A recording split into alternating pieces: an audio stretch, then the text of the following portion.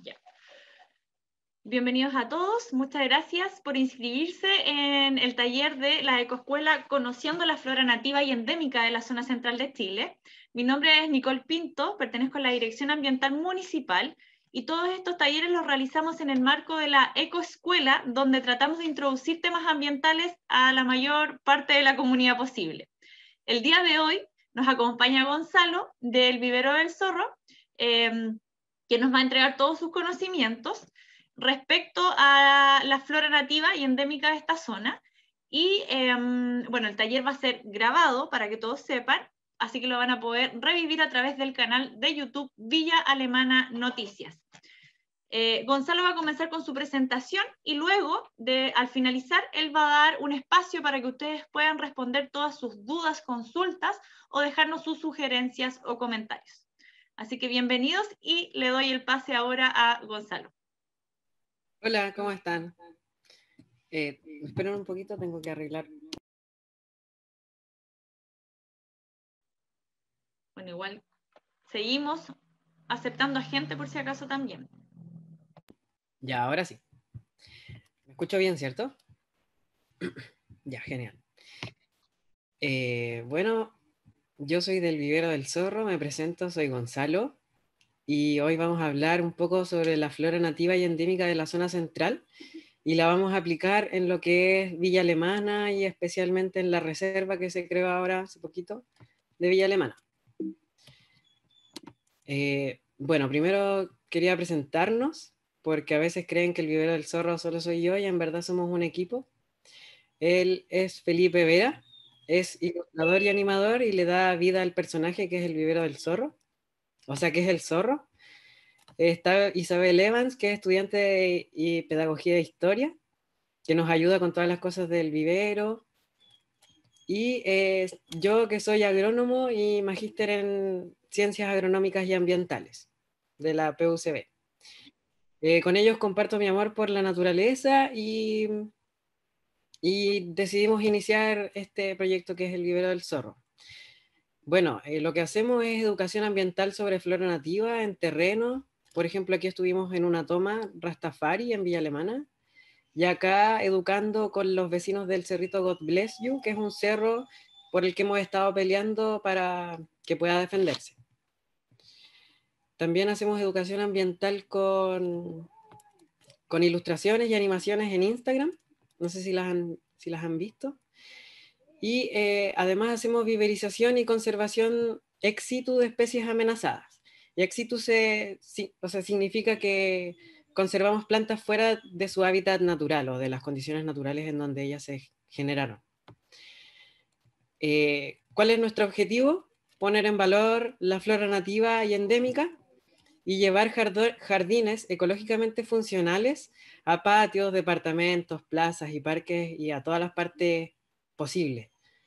Esto quiere decir que la idea es no solamente tener plantas bonitas, sino que sean ecológicamente funcionales, que llamen polinizadores, que sean hábitats de especies nativas y endémicas de otros reinos, por así decirlo.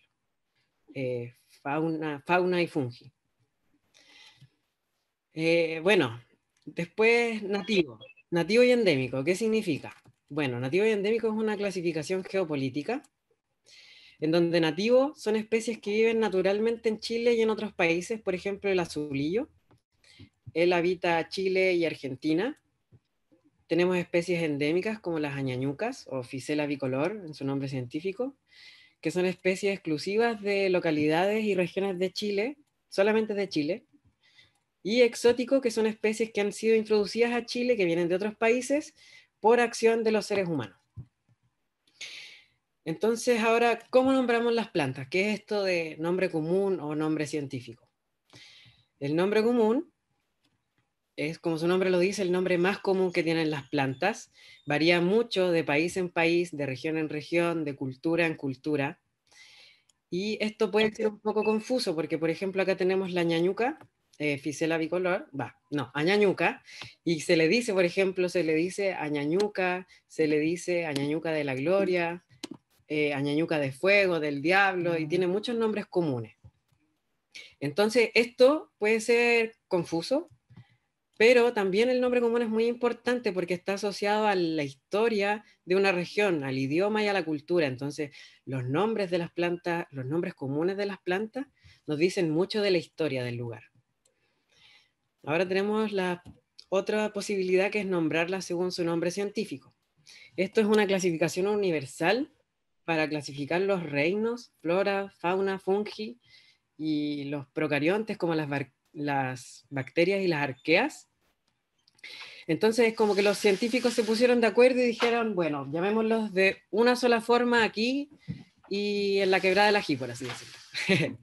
Entonces, para clasificar específicamente el reino Plantae, nosotros nos tenemos que fijar en características morfológicas de hojas, frutos y flores, que hay muchos tipos de fruta, muchos tipos de flores y muchos tipos de hojas. Entonces, para estudiarlas mejor, hay que estudiar botánica, y también uno se puede acercar a eso a través de la ilustración botánica, que es una de las cosas que vamos a hacer también en estos talleres. Y además, para clasificarlo, además de fijarnos en la hoja, flor y fruto, también los científicos se fijan en características moleculares de las plantas, de ADN o de ARN, por ejemplo. Con respecto al nombre científico, para la misma planta del ejemplo anterior, tenemos que se organizó, hay como clasificaciones. La primera es el dominio, que responde a si el organismo en sus células tiene un núcleo definido o no definido. Si es núcleo definido, entonces es eucarionte, como en este caso. Luego, ¿a qué reino pertenece? ¿Es fungi, es animalia, es plantae, por ejemplo? En este caso, pertenecen al reino de las plantas. Y así con división, clase, orden. Y más comúnmente nosotros vamos a usar la familia. Finalmente uno usa la familia, pero ni tanto, en esta clase no la vamos a usar tanto. En este caso, la planta sería de la familia de las amariliáceas. Usamos género, que en este caso sería Ficela, y especie, que en este caso sería Sirtantoides. Entonces, el nombre científico se lo da el género, que se escribe con mayúscula la P, y se lo da la especie, que va escrito sin mayúscula, y las dos se escriben en cursiva. Entonces, así recibe el nombre científico esta especie. Luego, dos plantas pueden ser del mismo género, pero de diferente especie. Me explico. Por ejemplo, acá tenemos Sisyrinchium graminifolium y tenemos Sisyrinchium cuspidatum. Pertenecen al mismo género porque las dos se llaman Sisyrinchium al principio, pero cambian su segundo nombre, que una es graminifolium y la otra es cuspidatum. Entonces, por eso nosotros podemos decir que tienen el mismo género, pero son de diferentes especies. Y como cosa común, ambas comparten su nombre común, que es Wilmo amarillo. Las dos comúnmente se les dice Wilmo amarillo, pero son especies distintas. Ahora vamos a ver un poco sobre las categorías de conservación, que son un sistema de clasificación mundial que toma en cuenta la posibilidad de que una especie se extinga. A la probabilidad de que una especie se extinga le vamos a llamar especie amenazada, que es una especie con alto riesgo de extinción. Entre las categorías de conservación, las más en peligro, por así decirlo, las más amenazadas son en peligro, que es Alstroemelia pulcra, que posiblemente está presente en la reserva de Villa Alemana. No lo sé porque después les voy a explicar por qué no lo sé. Luego tenemos a Trichopetalum plumosum, especie vulnerable, presente en la reserva y presente en muchas partes de Villa Alemana. Esta también, la Alstroemelia pulcra también. Y Alstroemelia marticorenae, que está en peligro crítico de extinción, es muy vulnerable porque solo existe en la quinta región. Entonces, también es posible que esté en la reserva y está en Villa Alemana. Después, con respecto a la biodiversidad en Chile, se dice que Chile es un mosaico biogeográfico. Y esto es porque está la Antártica en el sur, el desierto en el norte, la cordillera y el mar por el otro lado. Entonces, las plantas que crecieron y evolucionaron en Chile evolucionaron como aparte de las demás. Entonces se generó que muchas de las plantas que viven en Chile son muy endémicas. Además, Chile es tan largo, tiene una amplitud latitudinal muy amplia, que genera una diversidad de climas y geografías muy, muy variadas. Y esto genera que haya mucho hábitat y hábitat muy diverso para por lo menos entre 5.000 y 6.000 especies de flora nativa y endémica en Chile. De toda esta franja larga, el 20% del territorio nacional se encuentra protegido y ahora se encuentra protegido por ley y ahora quiero entrar en este 20% para ver cómo se distribuye. Las zonas protegidas por ley en Chile están protegidas por el Sistema Nacional de Áreas Silvestres protegidas por el Estado, el SNASPE, y aquí vemos el área en kilómetros cuadrados de las regiones, de los kilómetros cuadrados protegidos por ley, que finalmente se basa en parques, reservas y monumentos. Si vemos la distribución de kilómetros cuadrados, vemos en este eje, y acá las regiones de Chile, nos vamos a dar cuenta que el 90% de las zonas protegidas por ley se encuentran en el sur, el 95% es mucho, y el 5% restante está repartido entre todas las otras regiones. Por ejemplo, acá en Valparaíso solo tenemos el Parque Nacional La Campana y quizás el archipiélago Juan Fernández, y nada más. Esto es muy, muy triste, porque ahora las regiones que se pusieron en amarillo significan, o sea, estas regiones de Coquimbo al Ñuble concentran el 70% del endemismo del país. O sea, es una zona muy, muy diversa. Mucho más diversa que el sur, en donde uno va al sur y ve todo verde, por ejemplo. Sin embargo, acá en Valparaíso, uno no ve tanto verde, pero ve muchas más especies. Esta zona central en Chile, como ya les dije, va desde Coquimbo al Ñuble y se enmarca dentro de un macroclima que es el clima mediterráneo. Y los climas mediterráneos se caracterizan por tener inviernos fríos y lluviosos y veranos cálidos y secos. Y esto es muy importante, esto de los veranos cálidos y secos, porque la sequía del verano es la limitante ecológica para la mayor parte de las especies que habitan el ecosistema. Entonces todas se van a adaptar a esta sequía. Como ya les contaba, esta zona que habitamos concentra el 75% de la diversidad y el endemismo, y alrededor son 2.000 especies más o menos, o sea, es muy importante. Y está muy desprotegido, como lo vimos recién. Ahora vamos a ver los tipos de desierto, o sea, los tipos de ecosistemas que hay en la zona central.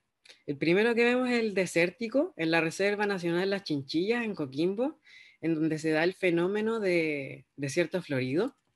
Es muy lindo, si tienen la posibilidad de ir a visitarlo, vayan. Encontramos plantas, por ejemplo, como Zephyra elegans, garra de león y añañuca amarilla. Después los bosques, tenemos otro tipo de ecosistemas en Santiago, en la Reserva Altos de Cantillana, en donde hay Nothofagus macrocarpa, que son plantas caducifolias de invierno, que pierden las hojas en invierno. Tenemos alstromelias que son parte de ese ecosistema, como Soelneris, que son muy raras, y también plantas que solo viven en esa cordillera, o en ese cerro, por así decirlo, que es Leuchera cantillanensis. Después tenemos bosques maulinos, y Allende forma parte de estos ecosistemas, y escogí la Reserva Nacional Los Queules. En esta foto vemos puros queules, su nombre científico es Gomortega queule, y es el único representante vivo de toda una familia de plantas. Es tan antigua esta planta, es tan antigua que el dispersor natural de las semillas está extinto, que era como un mamut, creo. Y se ha vuelto tan famosa porque es solo parte del Maule. Entonces, como está tan en peligro de extinción, ya es tan bonita, se ha vuelto muy famosa y la gente va indiscriminadamente a sacar semillas al bosque. Entonces no hay espacio para la regeneración natural de esta especie. También tenemos ecosistemas altoandinos, en donde vemos yaretas, pingo pingo, quisco, y vamos a encontrar que son plantas casi sin hojas, y muy bajitas porque están expuestas a mucha radiación y tienen acceso a muy poca agua. También tenemos otros tipos de ecosistemas, como por ejemplo el insular o ecosistemas de islas, en donde encontramos a Juania australis, por ejemplo, una palma del archipiélago Juan Fernández, y la col de Juan Fernández, que tiene una interacción muy especial con el picaflor rojo de Juan Fernández, que es el único picaflor rojo del mundo. Otro tipo de ecosistemas acá en la zona central, muy cerca de nosotros, es el bioparque Puquén,